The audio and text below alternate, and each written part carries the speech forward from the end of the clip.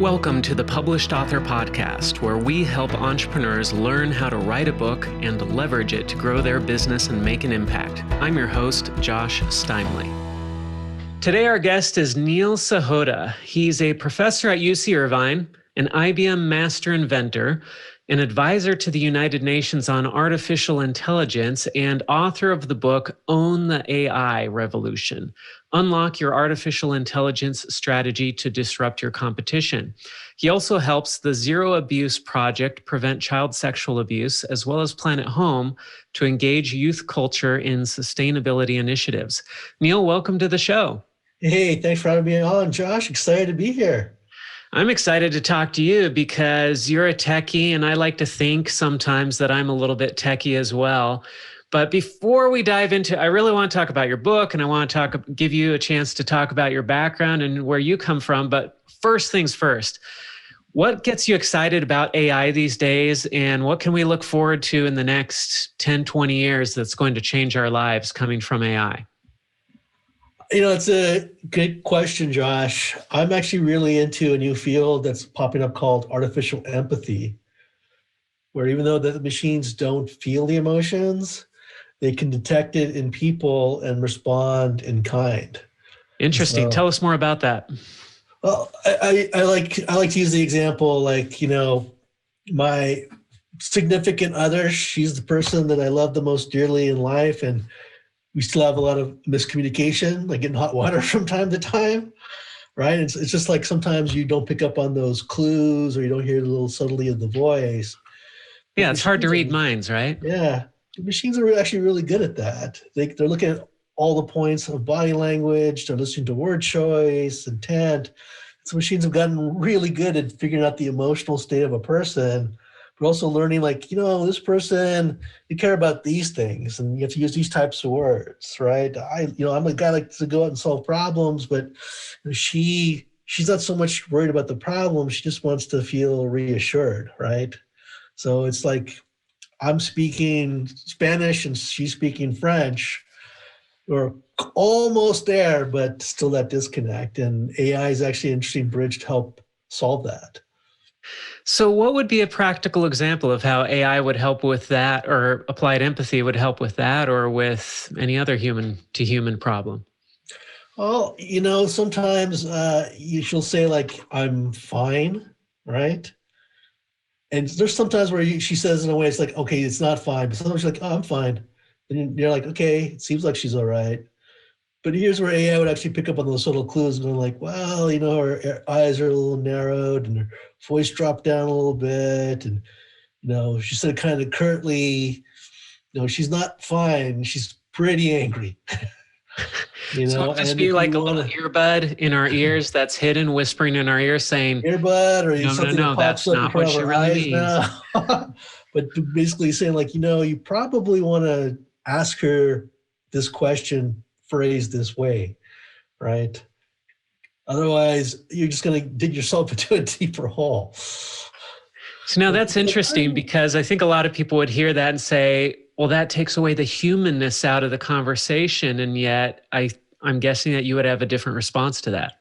I think it just makes us better communicators. It's not that it's substituting our humanity, but it's helping us understand where the other person is coming from. I mean, think about it. When you're talking to somebody, you're trying to engage with somebody, they're distracted, or you might be distracted, like, what are the kids up to, or what are we gonna do for dinner? We don't have the 100% concentration, and so we miss clues. And there's lots of subtle clues that we give.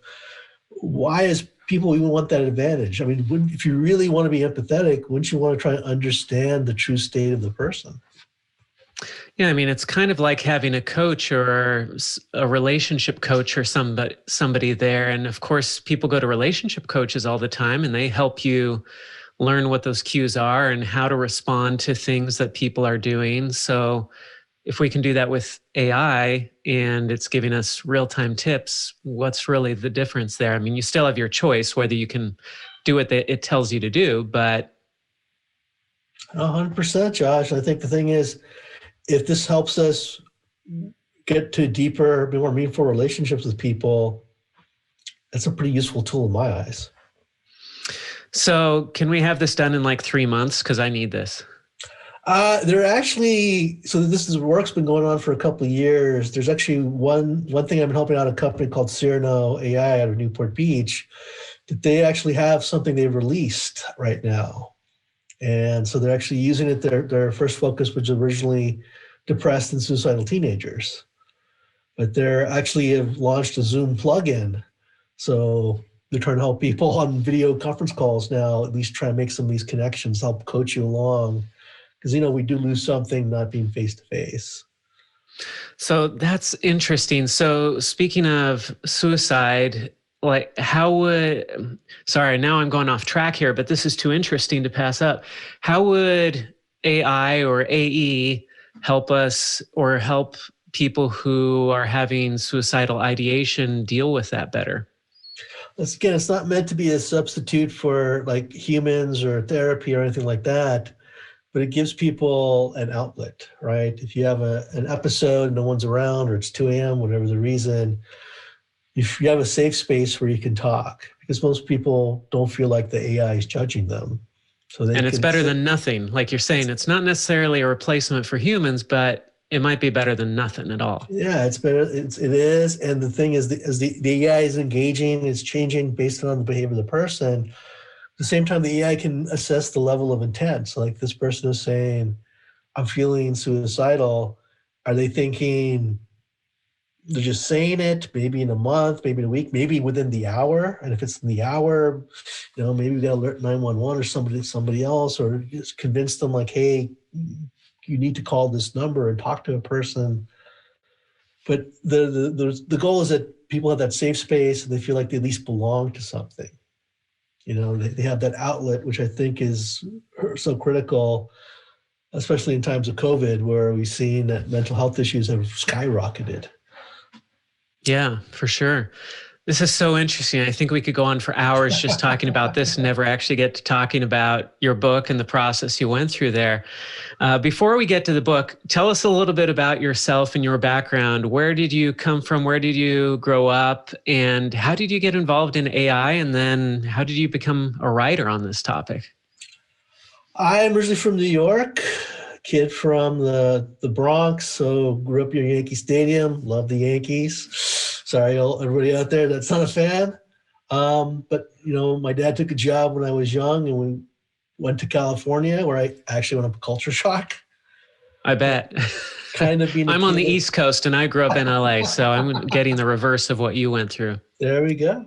But I think it was actually a boon to me in that I got exposed to two very different cultures at a young age that I think kind of made me open to new experiences, new ideas. And, I started my career actually as a management consultant to global Fortune 500 companies, but I was always thinking about the larger picture, and I was just trying to solve the small problem at hand, but is there a bigger solution that solves a lot of the general problem? And I wound up creating a bunch of intellectual property and patents around what I was calling enterprise intelligence, but we today call machine learning and artificial intelligence. And so I wound up getting sucked into IBM's orbit and part of the original Watson team. So I know there was a Jeopardy challenge and then building out the ecosystem. But it was really there, the ecosystem, that after Jeopardy, I was really advocating, open it up and let people bring their knowledge and help them figure out new products and services. So not just the tech side, but the business side, where I actually realized everyone has the same two questions when it comes to AI. I know I need to be doing something. What should I be doing? And after I figured that out, how do I actually get started? And working one-on-one with these organizations wasn't the most efficient way. It was effective, but it wasn't the efficient way to help people answer those questions. And I thought, well, there's got to be some good books on this. There wasn't. I mean, most of the books were very technical, people could understand, or they were really fear-mongering. And I'm like, I will solve this problem. I will write a book for non-technical business leaders so they can answer those two questions. Yeah, when you talk about fear-mongering, I thought when you said there are two questions everybody asks about AI, one of them was going to be, how do we keep it from killing us all? because that seems to be a dominant theme in, of course, movies these days, but also in more serious venues. I mean, you've got Elon Musk and others talking about this type of thing all the time. And from your perspective, let's just nip that in the bud. From your perspective, do you see AI as something that can truly be dangerous or take over or become our robot overlord someday? No, I don't want to discount people's concerns and their fears. Some of them are very much justified, but AI today is passive. It only does what we ask it, and it can only do what we teach it. It's not just thinking out by itself like Skynet. And I know a lot of people say, well, will we evolve it? Will we reach the point of singularity? I actually don't see us going in that direction, right? There's actually not a lot of push into like artificial general intelligence. There's more about this human-machine integration going on. I actually believe in the cyborg future where we as people are trying to make ourselves better through machine technology. So I know there's a host of other things that we're going to lose humanity or whatever, but philosophically and where some of these things are, they're so far away that it's just a tool. At the end of the day, AI is a tool, and it's us as humans, as people, to choose how we wield it. We can use it to create or we can use it to destroy, but that's on us as people. Right. Just like automobiles and every other invention, people were afraid of these things when they came out. AI just happens to be a slightly more sophisticated tool, right? It is, but it's hilarious. I actually have this example in my book in that when the printing press first came out, people thought that Gutenberg had essentially destroyed knowledge forever. That this thing would How ironic. corrupt, intelligence and all these things and information. And of course, we look back and laugh and say, no, it had the exact opposite effect, right? It spread it to the masses. I feel confident that 50 years from now, people will look back at what we were talking about today and say, like, oh, I don't know why those guys were worried about that stuff, But we live today, not in the future. Well, I appreciate your more hopeful vision of our future compared to Terminator.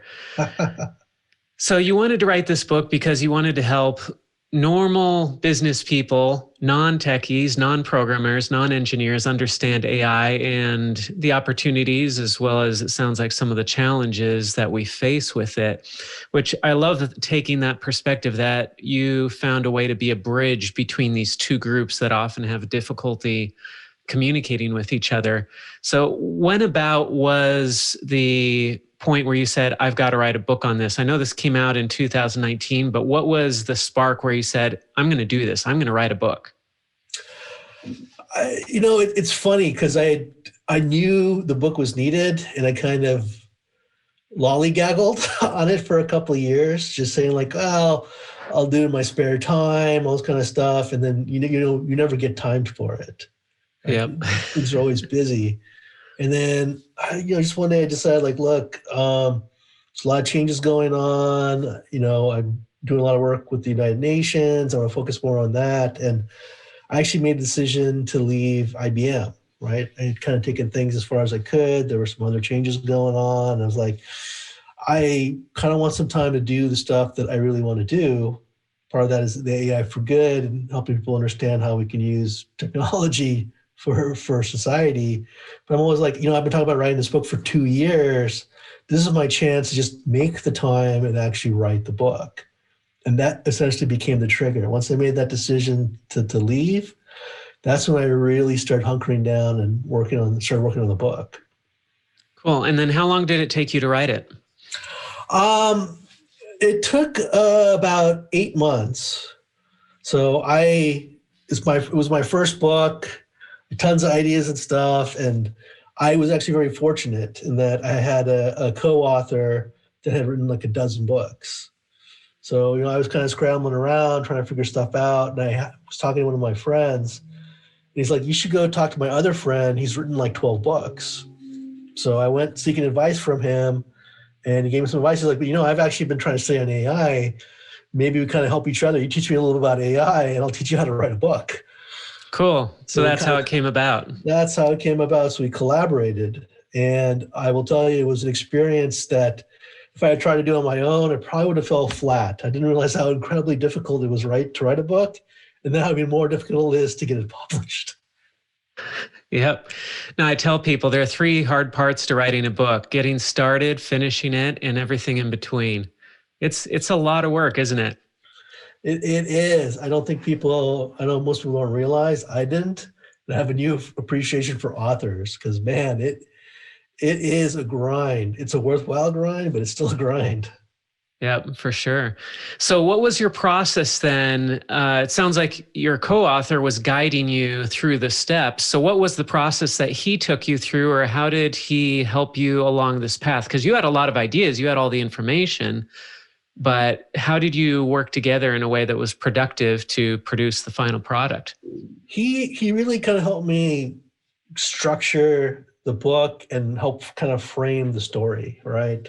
I had lots of knowledge, lots of examples, lots of things I had done, but they're, just kind of scattershot, right? Because in my mind, I think about all the things and kind of it doesn't make sense to anybody else. And so we actually spent probably a good 5-6 hours in a couple of different sessions, just like throwing everything out there, right? These stories, people that I know. And then we then worked together to try and say, okay, what are some common themes and kind of structure? And so we built a very detailed outline. It took about 6 weeks to build a detailed outline, and that detailed outline was about 54 pages long. Okay. Yeah, that is detailed. We sometimes call that a fat outline, and that one sounds like it was pretty fat. It was, but it was immensely helpful because it really kind of structured things out. We really talked through the flow. We talked about how are we going to tell the story, right? That really kind of flushed out the best way for the audience to tell the story rather than, well, here's something and here's something,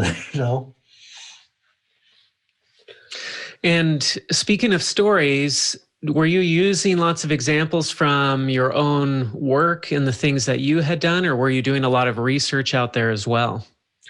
A lot of it was things that I had done, things that I had known. We did a little bit of research, but I also had pulled together a lot of people from my network. So we were actually, originally the plan was to interview them just to kind of build out a little content, but we were getting such rich material that we decided to actually include like an interview section. So like there's a whole section of the book dedicated to these interviews. And so there were people like Peter Diamandis and Stephen Kotler and Stephen Baraki and some of these like Ben Gartskull, big names. It was a combination though. When we realized that, hey, Neil's got a pretty good portfolio, we kind of went through a similar exercise on the interview side, saying like, okay, what industries could we hit? How can we group them together? We get the big name, but then you get the small entrepreneur, right? And so it was kind of like you kind of get the thought leader perspective, get the big business perspective, but then you get those, like, there was a story about Legalmation. 3 lawyers know nothing about AI when they started, but wound up building an AI associate lawyer. Right. And so you talk about like legal tech and people don't think about, well, white collar jobs, there could be AI there doing some of that work. So it kind of turned into this really interesting meshing of different perspectives. But I think it helped people understand that whether I'm a part of a big company or I'm a solo operator or even a government organization, I can do something. So when you get people like Peter Diamandis, who founded the X Prize and such, when you get big names like this, some first-time authors might look at that and they say, well, how do you get connected with somebody like that? Was that through connections that you had due to your work, or did you just reach out to him, or did you know somebody who knew him? How does somebody go about getting big names to be part of their book? That's a great question. It's a mix. So like I happen to already know Peter, so it was a personal reach out. So in that case, it was a little bit easier. A little bit easier, right? That's why he was willing to do it. Were there other people that you got into the book where you had to reach out cold and it was a little bit harder to get them on board? No, we didn't do any cold. Through my own network, even if I didn't know some of the people, they were willing to make introductions. I ironically, I composed a list, I think, of 50 people, which was going to be way too much for the book. And we figured, well, we'll see asked half of them if they would participate, and they all said yes. So it's just like, but ironically, in the second book I'm writing right now, I am having to do some cold calling. So it's kind of trying to track down them through social media, LinkedIn, or find an email address and say, I'm so-and-so, and I'm writing a book on this. We should be interested in being interviewed. Oh, cool. What's the next book going to be about? The next book is actually on disruptive thinking. So everyone says, how do you be innovative? How do you create your own industry? And everyone think differently. I actually have a framework that I was using. I created myself based on my own work as a management consultant, and how you do that. And so we got to do with AI is think differently. So I just share it with the world. Mm-hmm. And so the book is on that, and it's on people that have either used my framework or you look at their own stories and you see the elements of my framework within what they did. So do you see that as being tied to your first book as kind of a sequel, or is it completely separate? I consider it separate. I mean, it's complementary. The two books will be complementary, but it's not that, if I don't own the AI Revolution, I can't read Neil's next book. They're not connected in that way. The second book can really be applied to anything, not just AI. So having written the first book, a lot of people say once they write their first book, it's kind of like running their first marathon. They get to the end of it and they're saying, I swear never again, I will never do this again. But here you are writing your next book. Did you go through that type of thing when you published your first book, saying never again, but then you get sucked back into it like everybody does? Or how did that come about? No, but the funny thing about the first book is I went up with a time crunch on it. So when the United Nations found out I was writing this book, they said, we want to host the launch. Mm-hmm. Right. And so, I helped co-found AI for Good for them. Like, we want to launch your book at AI for Good. Is that possible? And it's like, okay, it's like the end of October and AI for Good is the first week of May. So it's just like, okay, we'll see. Don't know. Let me find out, which then accelerated the process of finding a publisher. And, we talked to a couple of very big ones and a couple of small ones, and McGraw-Hill came back and basically said, look, we guarantee we'll get the book done in time for that launch. And that's impressive, because generally traditional publishers, you can tack on a year or two to get that book out. But in this case, October to May, we're talking about 7-8 months, but they said, we'll take this on, we'll get it done. And they did it, huh? They did a fantastic job too, but it was a marathon. Because now, trying to finish the manuscript, it's like I start worrying about endorsements and working on the cover art with them and all these other things. But not once did I ever say that I would never write a book again. Ironically, I was saying the opposite. There was so much other material that you couldn't use, saying maybe make a companion book, right? And then as kind of finalizing the process and getting ready to hit the press for the second one, I was getting all these questions about people like, well, how do you ideate? I mean, I like what you're doing, but people also need help figuring the idea out. And that's what triggered the idea for the second book. Interesting. Well, you've been bit by the bug, and so now you're an addicted author, it sounds like. So are you working with your co-author on this one as well? We have a good collaboration. In fact, he's got an idea for a third book that will start after the second book is done. You've already got it all planned out. The whole series. Maybe the third book is, again, very different than the first two. It focuses more on art and technology. Mm-hmm. Cool. So what are some of the lessons you learned from the first book that you're able to apply to writing the second book? Well, having the detailed outline is a must. It makes the writing process so much easier. So the more work you do up front, and second, obviously, is always keep in mind who your audience is. I think I did a pretty good job about, I'm not writing this book for me. So I have to remember who I'm writing it for and what's going to make sense and resonate with them. I've learned that the publishing world operates like it's the 19th century. Uh-huh. So I don't mean that as necessarily a knock, but I think it was a little surprising, some of the things that came out of that, like putting together a book proposal and having to come up with essentially your own marketing strategy and figure out the different ways you have to try and actually promote and sell your book. So, I mean, there was a bunch of things I wound up doing that I did never fathom I wound up having to do that. Like, getting people to help you with the PR and trying to get on shows or podcasts and write articles, trying to do all these things to create more presence and awareness about the book. Right, because you go to a publisher, you think, well, this is what they do, right? They're going to take care of all this stuff. I wish. I think if you're a big name author, maybe they do, but you're really on the hook. I mean, they do a good, like I said, McGraw-Hill did a fantastic job and getting the book ready and getting stuff set up on like Amazon and all that. But when it comes to actual promotion and marketing, the author, we're all on the hook ourselves. Yep. Did they help out with editing and other parts of the book production process? They did. They did the edit. They did all the fact checking. I mean, given the accelerated timeline, they were dynamos. I mean, we were really grateful because the original thought was maybe we just self-publish the book. But with the UN launch, it was just like that's probably just not going to work too well. Yeah. Yeah. I mean, you want it to be good when you go out there, and the self-publishing process, that's a whole thing to learn about in and of itself. It is. And I mean, for the most part, McGraw-Hill was very good to work with. I mean, showing us different options on cover art, interior art. Although people ask me for my second book, what's the title? I told them I don't have a title because the first book, there was a bit of a brouhaha over the title. Can you tell us more about that? Yeah. So the original title for my first book was actually Uber Yourself Before You Get Kodaked.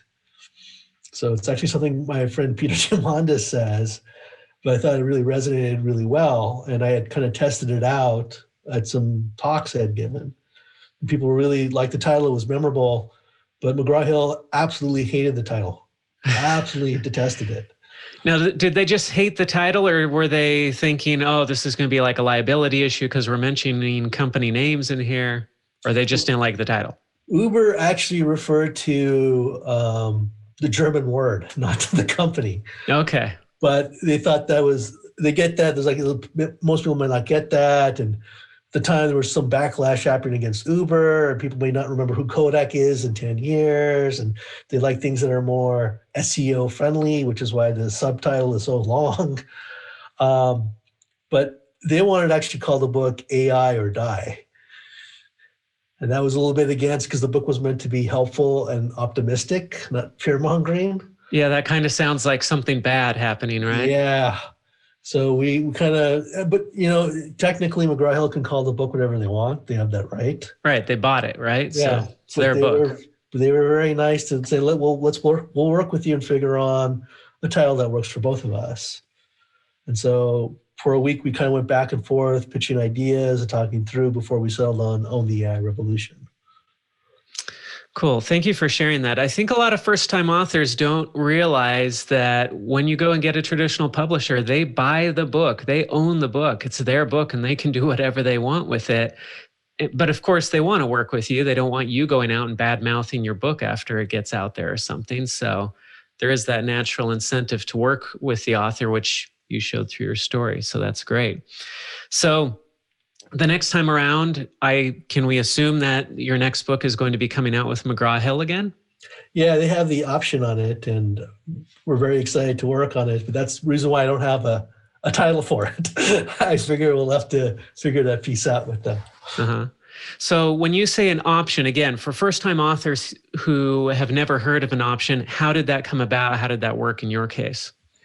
Well, when we actually were negotiating the original book deal, they had vetted me out and saw my credentials, my background, my access.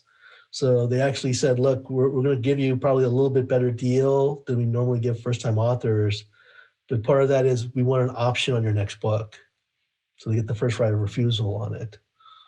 So they're kind of saying, like, look, we're making a bit of an investment in you. Obviously, we're working really hard to make this deadline, but we're hoping this will be a long-term collaboration. And it's really exciting that the fact that it really simplified the process of finding a publisher for the second book. Yeah, you don't have to write that proposal letter all over again and do the pitch all over again. So now, like you said, they have the first right of refusal, but they could refuse. They could say, you know what, we don't want to publish this next book that you've proposed to us. And then they could release you from the option, and then you could go self-publish or pitch it to a new publisher, right? That's right. It doesn't seem like they're leaning that way, but if they were, then obviously you have to start the whole process. But I'm hoping that with one book under my belt, it'll be a little easier the second time around, even if it's with a new publisher. You would think so, right? And in terms of how the book has done since it came out last year, have you been satisfied with the results? Did it meet your expectations? It did way better than I could have ever dreamed. It beat McGraw-Hill's sales projections. So they were enthused by that. We've gotten lots of rave reviews. I actually know people that they bought a copy. People I don't even know have bought a copy. Told me it was so good, so well written. They bought a copy for like their 80-year-old dad or their teenage daughter to read as well. And we won SoundView's Best Business Book of 2019. That's great. That's got to feel pretty good. Like I said, it was way better than I ever would have imagined. I was happy we got the book, and I just hope it would help people. But getting that kind of feedback and winning that award, I mean, I was stoked. I mean, as a first-time author, I was totally stoked. So given that McGraw-Hill did not do the marketing for the book, how did you get the word out? That's a great question, Josh. I did a series of things. So I leveraged some PR. So I hooked on with a New York agency that came recommended for a couple of months. They helped book me on some like shows, whether it was like broadcast or digital. I started writing Forbes articles. So I'd write about little different topics the book touches upon as a way to kind of seed the book. So you're a Forbes contributor, is that right? That's right, yeah. I started doing podcast interviews. But Here we are. Yeah, I also kind of hit the speaking circuit. So I had a lot of contacts in some of these organizations like IEEE, American Marketing Institute, American Marketing Association, Financial Executive Institute, YPO. And so through there, I would talk to audiences, 80 to 100 people, but it was a way to at least connect and get some of the stuff out there. And that really seemed to help. And I encouraged people that if you like the book, to leave a review, please, but please tell your friends. And so I actually had people who saw me talk, they would all actually post on social media holding my book, said, I just read Neil's book. And it is awesome. I recommend everyone read it. And they would actually cite a couple of things they got from the book, which I thought was amazing. That's great. So was there anything that surprised you about the reception of the book in terms of who was interested in it, perhaps, or places that it took you? Yeah, a couple of it was, I thought I would get a lot of business leaders. I mean, that was the audience, probably people that are, managers and directors. But I was actually getting also a lot of like people that were in government agencies, and maybe that was the UN connection. But I was getting a lot of hits from people that run like accelerators and incubators and programs for like high school students, or even OSHA. I don't know, what is it? They have that lifelong learning program. I can't remember what it's called. But Ollie, that's what it is. And so I was seeing a much different, diverse mix of audience members than I really thought. I think we did well with the niche, but I think the expansion generally was way better than I could have actually imagined. And I think a good chunk of that came from just doing the exposure, kind of hitting the pavement, so to speak. Because I would have thought you put the book out and the publisher takes care of it. No, not at all. And I even set up a website for the book, which was something I hadn't thought about. And that was kind of a good funnel for people to find me and say, hey, can you come speak? Or can you come do a webinar about your book or something like that? So I learned I had to create kind of a funnel model to support the book. Gotcha. Well, it sounds like it worked pretty well. Are you taking steps to set more of that up ahead of time for your next book? Yeah, I've learned my lesson this time, Josh. So already planning the website. This time I'm trying to do a little bit better where I'm creating like little video snippets about the book so that, people get a little more information and hopefully create a better funnel this time, because I had no clue my first time around. Well, yeah, I imagine since you had such good results the first time without having a clue, this time, now that you have a clue, McGraw-Hill should be that much more excited about publishing your second book, right? It seemed that way, but I'm crossing my fingers. I don't want to jinx anything here. Yep. So with your first book, you said the ideal audience or the target audience was these business executives that needed to understand AI. For your second book, is it the same target audience or has that shifted? It sort of is, but it actually works for any kind of general audience. So you don't have to necessarily just disrupt your business. You can disrupt your personal life, your community. There are things I think everybody wants to do. Everyone's kind of got a pain point or something that's like, I feel like there's something I can do here. That book works for everybody like that, young and old.